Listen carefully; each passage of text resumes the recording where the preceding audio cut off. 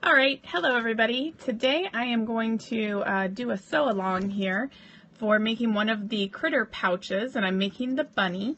I'm going to just do it on my single needle, that way everybody can follow along. If you have a multi-needle like I do, I think it's pretty easy to understand, but this will just kind of walk through all of the steps on how to make your critter pouch. I do want to mention that I did go ahead and cut all of my material ahead of time. I have my batting, my outside bunny layer, and my inside, as well as some of the other things that we'll need. I have a daughter that prefers blue, so we are doing blue feet and blue ears as we go, with a little bit of purple accents here. So I have my D-ring for later, which you'll see why that's there, and the ribbon and some of the fuzzy parts for my bunny. So I've got this all ready to go. I'm ready to stitch out step number 1. And for those that are curious, I have a PE 780D, so PE 770, same idea. And we're just going to do the first couple steps here. So the first steps, we have it all ready to go with our first hooping, and I've hooped my stabilizer. I'm going to stitch color 1, lay my fabric ears on top of the line I just stitched, and then do my stitch color 2 for my ear placement and lay my ear accent pieces on top of the lines I just stitched, ear accent tack down, and then I'm going to trim around the outside lines that we just stitched, and I'll come back and show you right around that satin stitch. I think all of that's pretty basic. Everybody understands what we're doing here, so we're going to do that first outline stitch. And I am going to recommend, if this is your first time doing a follow along here and you don't want to print it out, you can have this on your computer next to your machine. But if it is your first time kind of following the pages that Anne has made, I recommend that you do it in color if you're able to. I print it in black and white, and for my first one, it's just not enough detail for me to understand kind of where everything goes. So if you're a visual learner, then like I am, I absolutely recommend printing it in color. If you don't have access to print it in color, at least pop your computer up next to you so you can follow along online in the PDF. All right, so I'm going to do those stitches and I'll be right back. All right, we're back, and we are on number 4 here of 9, and we are stitching out the satin edging. We're doing a fun little Floriani dark purple here. And once we are done with that, we are going to lay the fabric for the back of the ears right side down over the front of the ears. So I'm using a nice fuzzy fleece. I always double check my stretch on that. So I have another piece of fleece right here ready to go down. That's going to go right over those ears. When this is all done, I'll switch back to my white thread and I will stitch the final outline for the ears, and I'll show you when that's done. Okay, now my ears are all done, and I've trimmed them right up against almost to the base of that stitch right here. And now I've went ahead and stitched out my placement for my arms.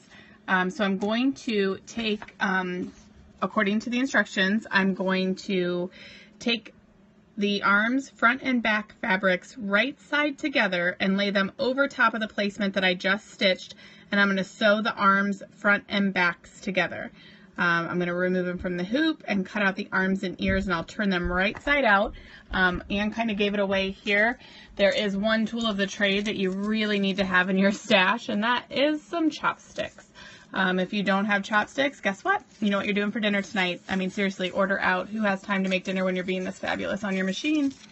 But I use these because I don't like dowel rods as much because I like the blunt end. It's a little bit tapered here, but it usually isn't too pokey to go all the way through your fabric, too much of a point. So I'll go ahead and do that. I'm going to stitch these right fabrics together, set that down over my placement stitch, and then I will cut them out and we will come back. We'll be ready to move on to our second hooping.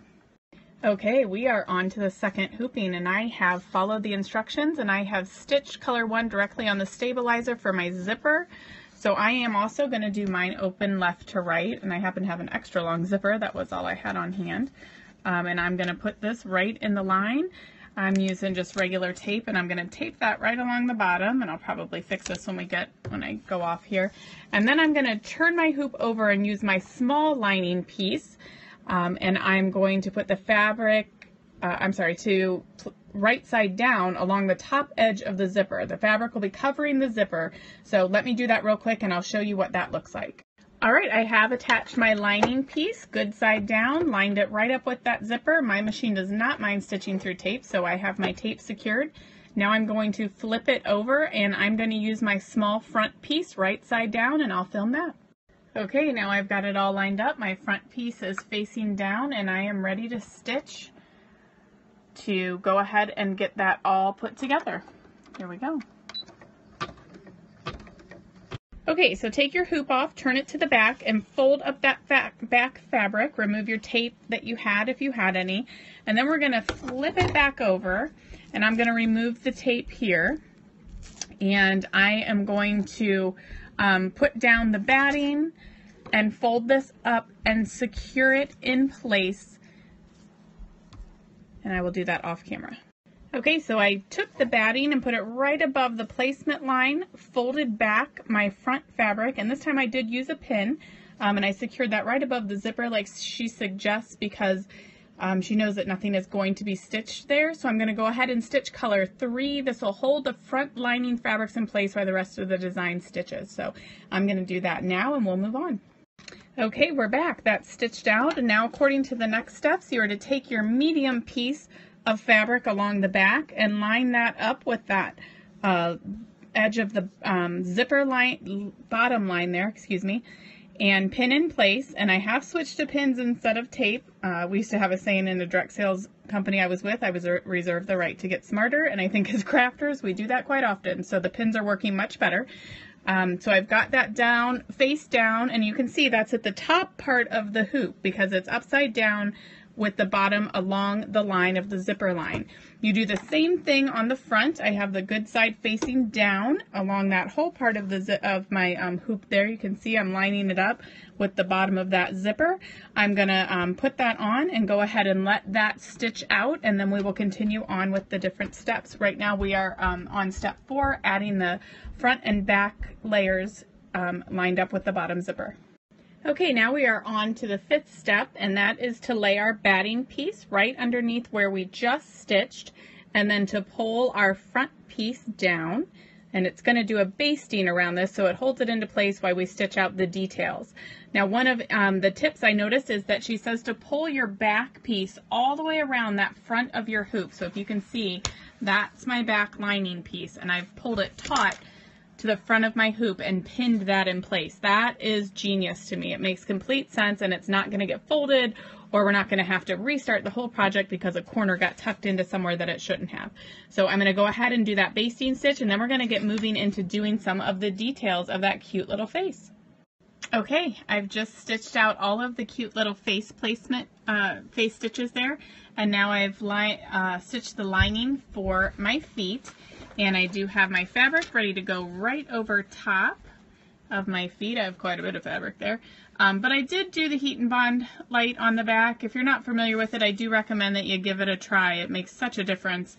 I know it's normally recommended for cotton, but I went ahead and used it on this because it is such a stretchy fabric that sometimes I get bubbles in there, and this just helps it take those stitches so much better also, as well as, you know, if you were to tack it down with some heat. So now I am going to go ahead and do my feet tack down, trim away, and then go ahead and let it do the satin feet stitch. It's so cute already. All right, it's stitching out those little feet, doing the satin trim there, and then we're going to get ready to start attaching the arms and the ears.